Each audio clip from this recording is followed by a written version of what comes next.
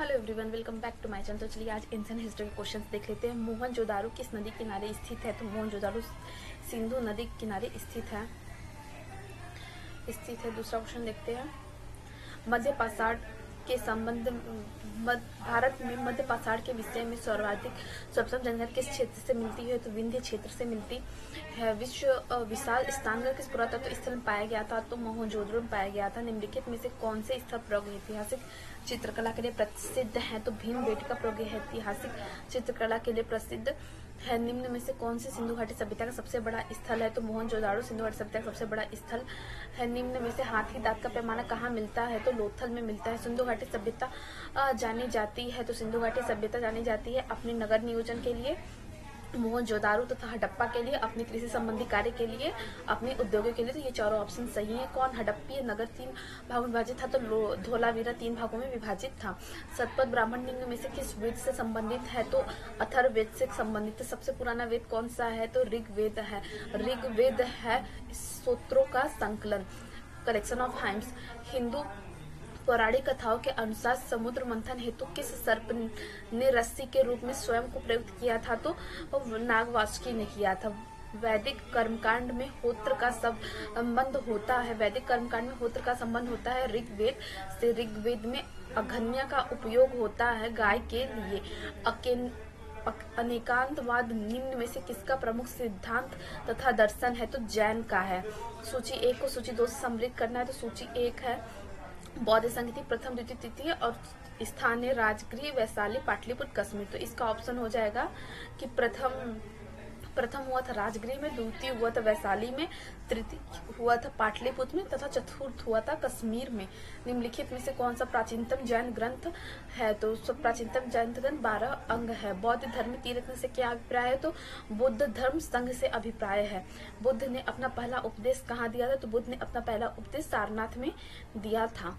बुद्ध ने अपने अंतिम उपदेश किसे दिए थे? तो सुभद्र को दिए थे। गौतम बुद्ध के गुरु का क्या नाम था? तो गौतम बुद्ध के गुरु का नाम अलार कलाम था। चैत्य तथा विहार के संबंध में निम्नलिखित कथनों पर विचार करिए। चैत्य तथा विहार निम्नलिखित कथनों पर विचार कीजिए। विहार पूजा स्थल होता है जबकि चैत्य बौद्ध भिक्षुओं का निवास होता है।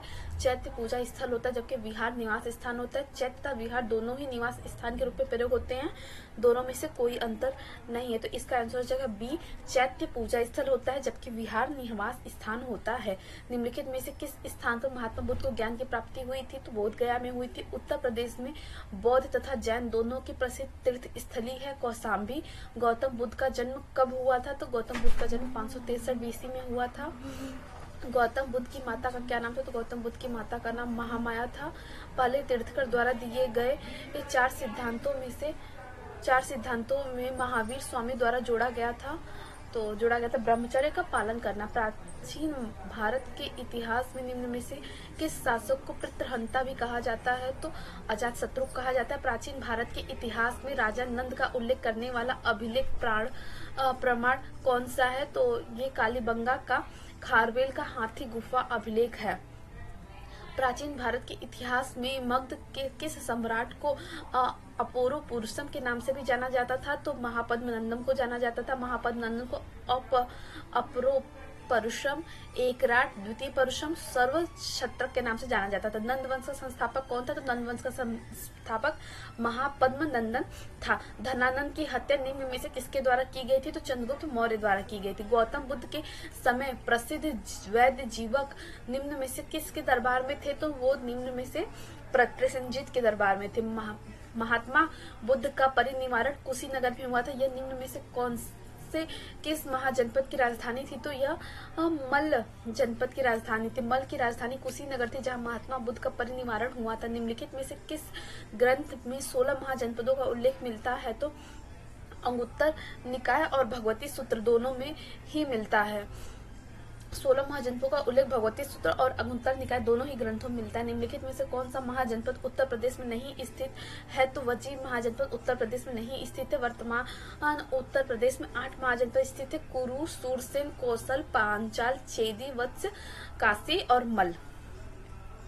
मगध की राजधानी को राजगृह से कहाँ स्थानांतरित किया गया था, तो पाटलिपुत्र स्थानांतरित किया गया था। भारत पर आक्रमण करने वाला पहला विदेशी कौन था, तो डेरियस प्रथम था। सिकंदर ने किस भारतीय राजा को झेलम नदी के तट पर परास्त किया था, तो पोरस को परास्त किया था। निम्नलिखित में से कौन सा मौर्य काल के सूत्र है, इंडिका, अर्थशास्त्र, मुद्रा राक्षस, ये सभी मौर्य काल के सूत्र है। इंडिका मेगास्थनीज द्वारा लिखी गई थी, अर्थशास्त्र कौटिल्य या चाणक्य द्वारा लिखी गई थी, मुद्रा राक्षस विशाखा दत्त द्वारा लिखी गई थी। मौर्य दरबार में यूनानी राजपूत का नाम बताइए, तो मेगास्थनीज था। चंद्रगुप्त मौर्य प्रबल अनुयायी थे जैन धर्म की। सूची 1 को सूची 2 से संबंधित करना है। चंद्रगुप्त, बिंदुसार, अशोक, चाणक्य। तो जो चंद्रगुप्त हो जाएगा विष्णुगुप्त, मतलब A का 4, तो A का 4 एक ही है, सॉरी, हाँ एक मिनट, चंद्रगुप्त A है ना, A, अच्छा चाणक्य विष्णुगुप्त हो जाएगा। और इससे मतलब D का 4 है, तो D का 4 3 में है। तो चंद्रगुप्त को सेट्रोडस कहा गया था जब वो गए थे छुप के पता लगाने गए थे। तो चंद्रगुप्त को सेट्रोकोडस कहा गया था, बिंदुसार को अमित्रघात कहा गया, अशोक को पियदसी कहा गया था, चाणक्य को विष्णुगुप्त कहा गया। निम्नलिखित में से उल्लेख किया गया प्राचीन भारत में दास्ता नहीं थी, मेगास्थनीज की इंडिका में कहा गया। चंद्रगुप्त ने अपने अंतिम दिन कहाँ बिताए थे, तो उन्होंने अपने अंतिम दिन श्रवणबेलगोला में बिताए थे, जो कर्नाटक में पड़ता है। निम्नलिखित में से कालानुक्रमिक क्रम में व्यवस्थित करें, तो नंद, शिशुनाग, मौर्य और हर्यक। तो आंसर हो जाएगा, पहले आ जाएगा हर्यक वंश, फिर आ जाएगा शिशुनाग वंश, फिर आ जाएगा नंद वंश, उसके लास्ट में आ जाएगा मौर्य वंश। चंद्रगुप्त मौर्य अपने अंतिम युग में किस जैन संत के पास गए थे, तो वो भद्रबाहु के पास गए थे। निम्नलिखित में से किस सूत्र के अनुसार अशोक ने श्रीनगर शहर का निर्माण करवाया था, तो राजतरंगिणी के अनुसार अशोक ने श्रीनगर शहर का निर्माण करवाया था। मौर्य वंश में कलिंग युद्ध किस वर्ष हुआ था, तो 261 बीसी में हुआ था। कलिंग युद्ध की जानकारी अशोक के किस शिलालेख से प्राप्त होती है, तो 13वें शिलालेख से प्राप्त होती है। चंद्रगुप्त मौर्य के शासन काल के दौरान कौन से सिक्के प्रचलन में थे, तो चांदी और तांबे के सिक्के प्रचलन में थे। बौद्ध धर्म अपनाने के लिए अशोक को प्रभावित करने वाला भिक्षु कौन था, तो उपगुप्त था। बृहद संहिता किसके द्वारा लिखी गई थी, तो वराहमिहिर के द्वारा लिखी गई थी। निम्नलिखित में से गुप्त काल किसके लिए प्रसिद्ध है, तो मूर्ति के लिए प्रसिद्ध। नालंदा विश्वविद्यालय की स्थापना किसके द्वारा की गई थी, नालंदा विश्वविद्यालय की स्थापना कुमार गुप्त के द्वारा की गई थी। दिल्ली में लौह स्तंभ किसके समय में बनाया गया था, तो दिल्ली में लौह स्तंभ चंद्रगुप्त द्वितीय के समय में बनाया गया था। मुद्रा राक्षस निम्न में से किसकी पुस्तक है, तो वह विशाखा दत्त की पुस्तक है। तो this all related with the ancient history question. Thanks for watching, मिलते हैं नेक्स्ट वीडियो में, तब तक के लिए हर हर महादेव।